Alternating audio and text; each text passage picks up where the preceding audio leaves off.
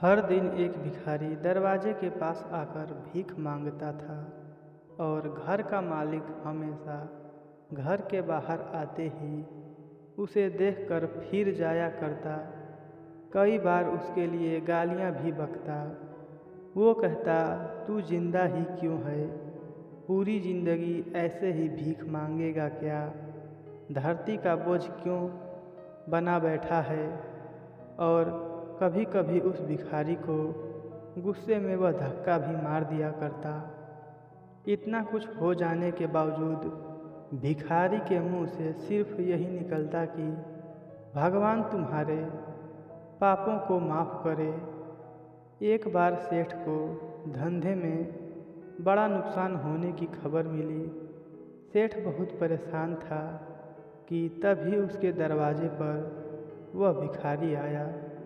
गुस्से में अपना आपा खोते हुए सेठ ने उस भिखारी को पत्थर दे मारा।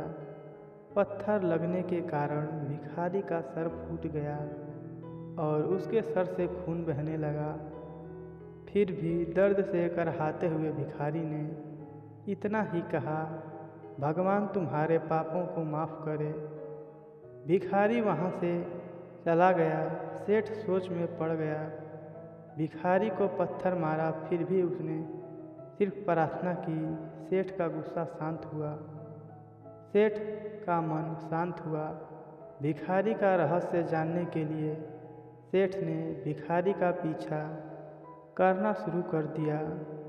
भिखारी जहाँ जहाँ जाता सेठ उसके पीछे जाता। सेठ ने देखा कि कोई उसको खाना देता, कोई उसको मारता, कोई अपमानित करता तो कोई गाली देता। लोग भिखारी के साथ चाहे जैसा व्यवहार करते, लेकिन भिखारी सबके लिए एक ही प्रार्थना करता, भगवान तुम्हारे पाप माफ़ करे। अब रात होने को आई थी। भिखारी अपने घर जाने के लिए लौटा। वो अपने घर पहुंच गया, लेकिन अब भी सेठ उसका पीछा कर रहा था। एक पुरानी टूटी हुई खटिया पर एक बूढ़ी औरत लेटी हुई थी। काफ़ी कमज़ोर और बीमार लग रही थी। वह भिखारी की पत्नी थी। अपने पति को वापस आता देख वह खाट से उठ खड़ी हुई। पत्नी ने अपने पति के भीख मांगने वाले कटोरे में देखा, उसमें सिर्फ आधी बासी रोटी थी। उसे देखकर वह बोली, आज बस इतना ही मिला? और हाँ, आपके सिर से ये खून निकल रहा है, ये चोट कैसे लगी? बूढ़ा भिखारी बोला, आज बस इतना ही मिला। किसी ने कुछ दिया ही नहीं। सब ने गालियाँ दी और एक ने पत्थर भी मारा, इसलिए मेरा सर फट गया। एक गहरी ठंडी सांस लेकर बूढ़ा भिखारी फिर से बोला, यह मेरे ही पापों का फल है। तुम्हें याद है कुछ सालों पहले हम कितने अमीर थे? क्या कुछ नहीं था हमारे पास? हमारे पास हर चीज़ ज़रूरत से ज़्यादा थी, लेकिन हमने कभी दान नहीं किया। और उससे भी बुरा हमने उस अंधे भिखारी के साथ किया जो हमारे द्वार पर भीख मांगने आया करता था। बूढ़ी पत्नी की आंखों में आंसू आ गए।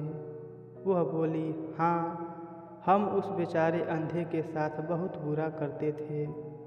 उसका अपमान करते थे। उसे खाने के लिए रोटी की जगह कागज़ दिया करते, उसका मजाक उड़ाया करते और कभी कभी मारा भी करते। मैंने कभी उसको रास्ता नहीं दिखाया। एक बार मैंने उसके मुंह पर मिट्टी भी फेंकी थी और वह हमेशा दुखी होकर यही कहता कि भगवान तुम्हारे किए की सज़ा देगा, भगवान तुम्हारे पापों की सज़ा ज़रूर देगा। उसका श्राप सच हुआ और हम इस दुख भरी ज़िंदगी में आ गए। भिखारी बोला, हाँ, उसका श्राप सच हुआ। इसलिए मैं किसी को बद्दुआ नहीं देता, चाहे कोई मेरे साथ कैसा भी बर्ताव करे। मैं हमेशा उसके लिए प्रार्थना करता हूँ। मैं नहीं चाहता कि कोई भी हमारे जैसे ज़िंदगी का अनुभव करे, किसी को भी हमारे जैसे दुखों का सामना करना ना पड़े। वो नहीं जानते कि वह कितना बड़ा पाप कर रहे हैं, इसलिए अनजाने में हुए पाप की ऐसी सज़ा किसी को भी ना मिले। मैं नहीं चाहता। सेठ वहीं छुपकर यह सब सारी बातें सुन रहा था। अब उसे सब कुछ समझ में आ गया था। भिखारी और उसकी पत्नी ने वह आधी रोटी मिल बांट कर खाए और भगवान को धन्यवाद बोलकर सो गए। अगले दिन बूढ़ा भिखारी फिर से भीख मांगने गया। सेठ के घर के पास जाते सेठ ने पहले से गर्म रोटियां उसके लिए निकाल कर रखी थी।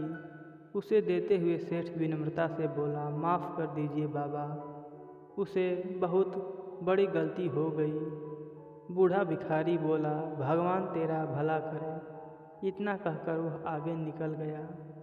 इस कहानी से जो सीख लेने लायक है वो बड़ी ही सिंपल है कि आदमी चाहे किसी के बारे में बुरा कहे या भला करे, लेकिन भगवान सिर्फ कर्म के हिसाब से उसको फल देता है।